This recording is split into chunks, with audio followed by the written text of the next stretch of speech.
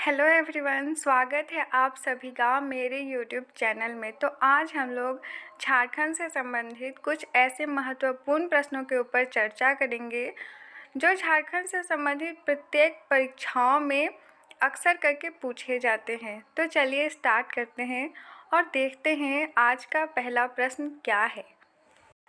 तो आज का पहला प्रश्न है, प्यारे केरकेट्टा किस जनजातीय भाषा के रचनाकार थे? प्रश्न है, प्यारे केरकेट्टा किस जनजातीय भाषा के रचनाकार थे? तो इस प्रश्न का सही जवाब होगा खड़िया, यानी प्यारे केरकेट्टा खड़िया जनजातीय भाषा के रचनाकार थे। तो चलिए बढ़ते हैं अगले प्रश्न की तरफ। झारखंड के किस पठार से स्वर्णरेखा नदी निकलती है? प्रश्न है, झारखंड के किस पठार से स्वर्णरेखा नदी निकलती है? तो इस प्रश्न का सही जवाब होगा छोटा नागपुर पठार, यानी झारखंड के छोटा नागपुर पठार से स्वर्णरेखा नदी निकलती है। अगला प्रश्न है, झारखंड में विद्युत ऊर्जा का मुख्य स्रोत क्या है?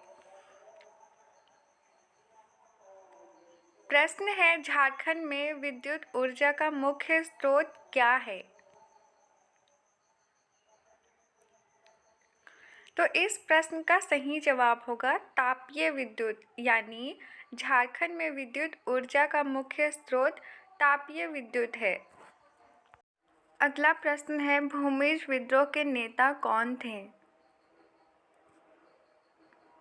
प्रश्न है, भूमिज विद्रोह के नेता कौन थे?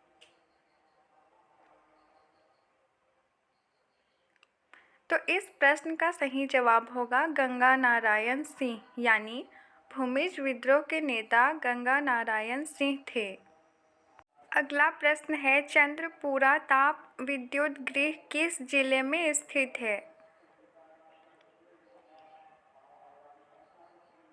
प्रश्न है, चंद्रपुरा ताप विद्युत गृह किस जिले में स्थित है?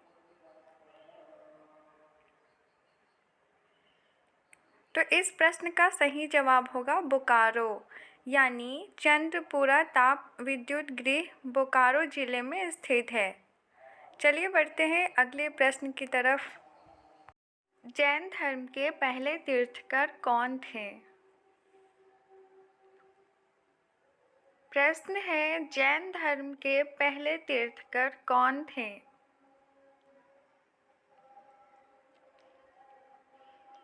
अगर आप लोग चाहें तो इसे नोट भी कर सकते हैं। तो इस प्रश्न का सही जवाब होगा ऋषभदेव, यानी जैन धर्म के पहले तीर्थकर ऋषभदेव थे। अगला प्रश्न है, छिन्नमस्तिका मंदिर रजरप्पा में किस देवी की मूर्ति प्रतिस्थापित है? प्रश्न है, छिन्नमस्तिका मंदिर रजरप्पा में किस देवी की मूर्ति प्रतिस्थापित है? तो इस प्रश्न का सही जवाब होगा काली, यानी छिन्नमस्तिका मंदिर रजरप्पा में काली देवी की मूर्ति प्रतिस्थापित है। अगला प्रश्न है, मैथन जल विद्युत केंद्र झारखंड के किस जिले में स्थित है? प्रश्न पूछा जा रहा है, मैथन जल विद्युत केंद्र झारखंड के किस जिले में स्थित है? तो इस प्रश्न का सही जवाब होगा धनबाद, यानी मैथन जल विद्युत केंद्र झारखंड के धनबाद जिले में स्थित है। अगला प्रश्न है, झारखंड में अनुसूचित जातियों का प्रतिशत कितना है?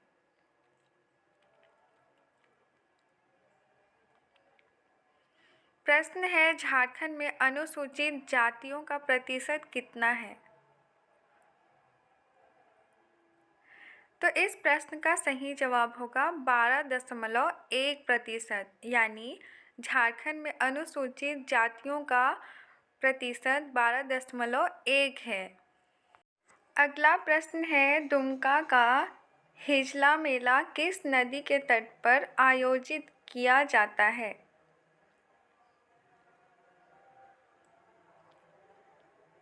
प्रश्न है, दुमका का हिजला मेला किस नदी के तट पर आयोजित किया जाता है? तो इस प्रश्न का सही जवाब होगा मयूराक्षी, यानी दुमका का हिजला मेला मयूराक्षी नदी के तट पर आयोजित किया जाता है। अगला प्रश्न है, जनसंख्या की दृष्टि से झारखंड का कौन सा प्रमंडल सबसे छोटा है? प्रश्न पूछा जा रहा है, जनसंख्या की दृष्टि से झारखंड का कौन सा प्रमंडल सबसे छोटा है? तो इस प्रश्न का सही जवाब होगा पलामू, यानी जनसंख्या की दृष्टि से झारखंड का पलामू प्रमंडल सबसे छोटा है। अगला प्रश्न है, झारखंड की पूर्व से पश्चिम तक चौड़ाई कितनी है? अगर आप लोगों को इस प्रश्न का जवाब पता हो तो आप लोग मुझे कमेंट बॉक्स में कमेंट करके बता सकते हैं। प्रश्न है, झारखंड की पूर्व से पश्चिम तक चौड़ाई कितनी है?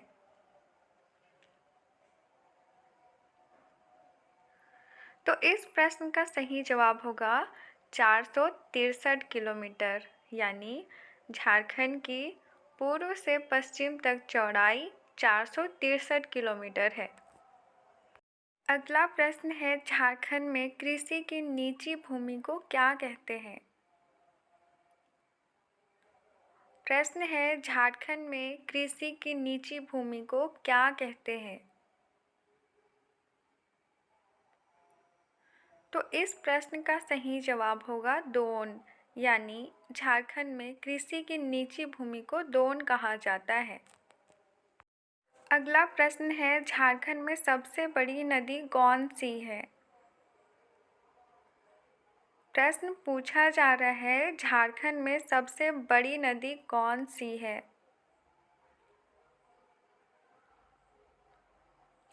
तो इस प्रश्न का सही जवाब होगा दामोदर, यानी झारखंड में सबसे बड़ी नदी दामोदर है।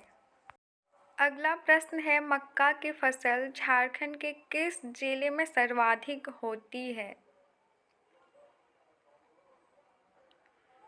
प्रश्न है, मक्का की फसल झारखंड के किस जिले में सर्वाधिक होती है? तो इस प्रश्न का सही जवाब होगा पलामू, यानी मक्का की फसल झारखंड के पलामू जिले में सर्वाधिक होती है। अगला प्रश्न है, कोयला भंडार में झारखंड का देश में कौन सा स्थान है? प्रश्न है, कोयला भंडार में झारखंड का देश में कौन सा स्थान है? तो इस प्रश्न का सही जवाब होगा पहला, यानी कोयला भंडार में झारखंड का देश में पहला स्थान है। अगला प्रश्न है, झारखंड में विस्फोट कारखाना कहाँ स्थित है? प्रश्न है, झारखंड में विस्फोट कारखाना कहाँ स्थित है? तो इस प्रश्न का सही जवाब होगा गोमिया, यानी झारखंड में विस्फोट कारखाना गोमिया में स्थित है। तो चलिए बढ़ते हैं अगले प्रश्न की तरफ और देखते हैं उसका उत्तर क्या होगा। अगला प्रश्न है, झारखंड राज्य अपनी दक्षिणी सीमा किस राज्य के साथ बनाता है? प्रश्न है, झारखंड राज्य अपनी दक्षिणी सीमा किस राज्य के साथ बनाता है? तो इस प्रश्न का सही जवाब होगा उड़ीसा, यानी झारखंड राज्य अपनी दक्षिणी सीमा उड़ीसा राज्य के साथ बनाता है। तो चलिए बढ़ते हैं अगले प्रश्न की तरफ। अगला प्रश्न है, 1855 ईस्वी में किन दो भाइयों के नेतृत्व में संथाल विद्रोह फूट पड़ा था? प्रश्न है 1855 ईस्वी में किन दो भाइयों के नेतृत्व में संथाल विद्रोह फूट पड़ा था? तो इस प्रश्न का सही जवाब होगा सिद्धू मुर्मू और कान्हू मुर्मू। यानी 1855 ईस्वी में सिद्धू मुर्मू और कान्हू मुर्मू भाइयों के नेतृत्व में संथाल विद्रोह फूट पड़ा था। अगला प्रश्न है चौथी हॉकी इंडिया लीग 2016 का उपविजेता कौन था? प्रश्न है चौथी हॉकी इंडिया लीग 2016 का उपविजेता कौन था? तो इस प्रश्न का सही जवाब होगा कलिंगा लांसर्स। यानी चौथी हॉकी इंडिया लीग 2016 का उपविजेता कलिंगा लांसर्स था। तो चलिए बढ़ते हैं अगले प्रश्न की तरफ। अगला प्रश्न है किस राज्य का संस्थापक गौमुखी राजा के नाम से जाना जाता था? प्रश्न है किस राज्य का संस्थापक गौमुखी राजा के नाम से जाना जाता था? तो इस प्रश्न का सही जवाब होगा पंचेत राज्य। यानी पंचेत राज्य का संस्थापक गौमुखी राजा के नाम से जाना जाता था। अगला प्रश्न है झारखंड की किस जनजाति में सर्वाधिक साक्षरता है? प्रश्न है झारखंड की किस जनजाति में सर्वाधिक साक्षरता है? तो इस प्रश्न का सही जवाब होगा उरांव। यानी झारखंड की उरांव जनजाति में सर्वाधिक साक्षरता है। अगला प्रश्न है झारखंड में सर्वप्रथम राष्ट्रीय रोजगार कार्यक्रम कब लागू हुआ? प्रश्न पूछा जा रहा है झारखंड में सर्वप्रथम राष्ट्रीय रोजगार कार्यक्रम कब लागू हुआ? तो इस प्रश्न का सही जवाब होगा 2 फरवरी 2016 ईस्वी। यानी झारखंड में सर्वप्रथम राष्ट्रीय रोजगार कार्यक्रम 2 फरवरी 2016 ईस्वी को लागू हुआ।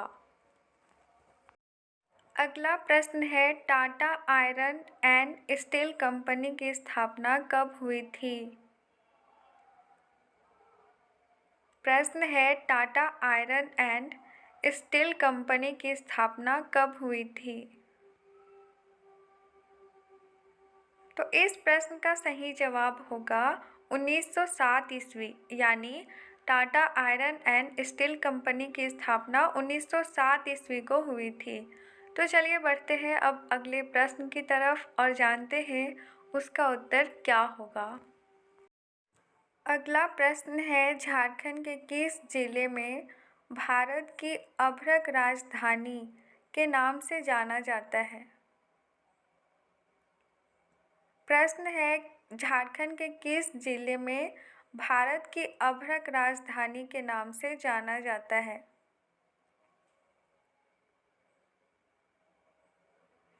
तो इस प्रश्न का सही जवाब होगा कोडरमा।